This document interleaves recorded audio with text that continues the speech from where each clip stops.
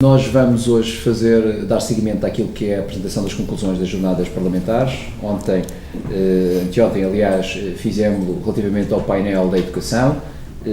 Na altura, o porta-voz foi o professor Paulo Cafofo.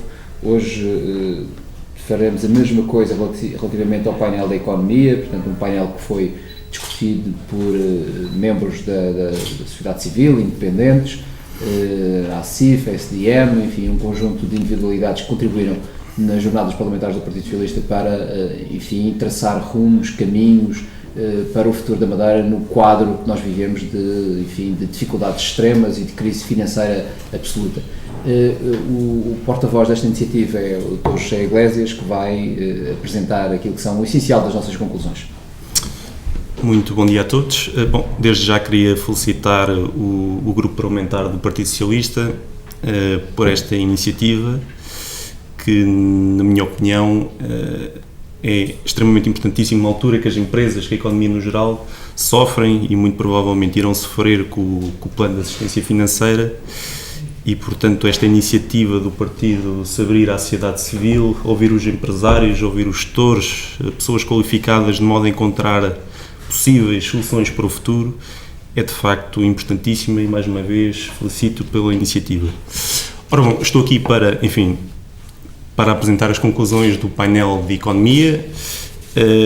Temos aqui um resumo de 22 medidas, a que eu irei apenas destacar o que consideramos o principal. Desde já, estabelecer um plano de assistência financeira que permita introduzir políticas de estímulo à economia, de modo a que o crescimento económico ajude a pagar a dívida e a criar emprego. Estabelecer uma agenda para o crescimento económico com meios bem identificados e objetivos claros. Portanto, numa altura em que obviamente iremos ter sobre nós um plano de austeridade severo sobre as empresas, é necessário olharmos para o outro lado da equação, obviamente o crescimento económico com medidas e estímulos que propiciem mesmo essa situação. Determinar de forma muito concreta os efeitos na economia e nas empresas, em particular das medidas de austeridade propostas pelo Governo Regional, designadamente o impacto que poderá ter na competitividade das empresas e no aumento do desemprego. No que toca ao setor do turismo, recentrar a importância deste setor e adequar as suas políticas económicas à sua importância. Este foi um tema bastante discutido, obviamente, no painel. O turismo é um setor fundamental para a nossa economia e queremos, e a discussão levou a isso, de facto, há muito para fazer, muito a trabalhar para que este setor volte a ter uma importância fundamental para a região e também proporcionalmente no país. Noutra perspectiva, é fundamental a criação de um plano estratégico para transportes aéreos, marítimos e terrestres na região autónoma da Madeira. Identificação dos problemas e soluções para cada caso, com posterior ação política. Este tema, então, conforme as notícias reveladas ontem, com o possível cancelamento da linha férrea entre o continente e a Madeira, de facto, isto foi discutido no painel sem sabermos esta situação, é de facto importantíssimo. Outro ponto, repensar o investimento público com a definição do novo quadro de investimento. Isto, obviamente, com a previsível redução do dinheiro, dos fundos públicos necessários para investimento e obras públicas. De facto, temos que pensar nos projetos que poderão criar mais emprego, que poderão sustentar mais desenvolvimento económico face aos poucos fundos disponíveis.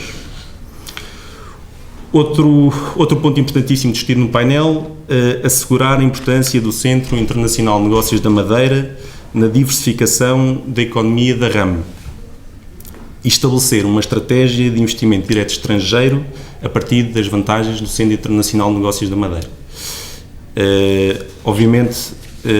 É fundamental utilizar este eixo estratégico da região, que é o Centro Internacional de Negócios da Madeira, para ajudar a atrair investimento, para ajudar a atrair empresas e, de facto, atrair jovens quadros qualificados, de modo a podermos sustentar um crescimento económico.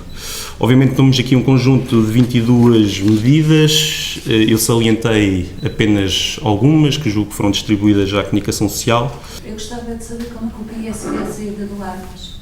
Bom, o PS vê a saída do Armas com muita preocupação e sobretudo, com, enfim, algumas dúvidas que julgo que neste momento assolam a cabeça de todos os madeirenses, que é perguntar por que razão a Canavieira Armas, depois de 3, 4 anos de operação na região autónoma da Madeira, abandonou definitivamente a operação.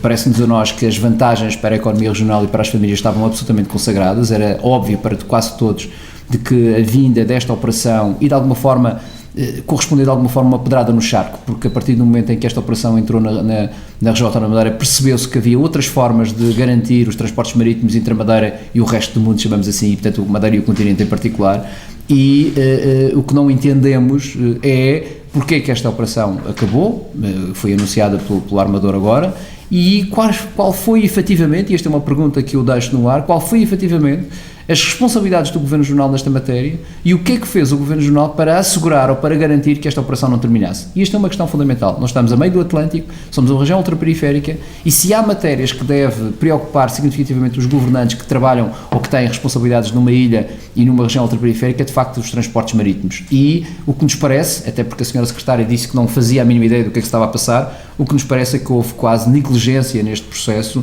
e uma falta de atenção relativamente à importância que esta operação tinha para a Madeira, quer seja para as empresas, quer seja para as famílias. Eu lembro que isto permitia às famílias comprar laranjas mais baratas, arroz mais barato, azeite mais barato e agora tudo vai piorar, além de que as empresas têm matérias-primas mais caras. Portanto, é algo que deve ser refletido pelas pessoas e nós queremos explicações naturalmente e vamos fazê-lo no quadro do debate parlamentar.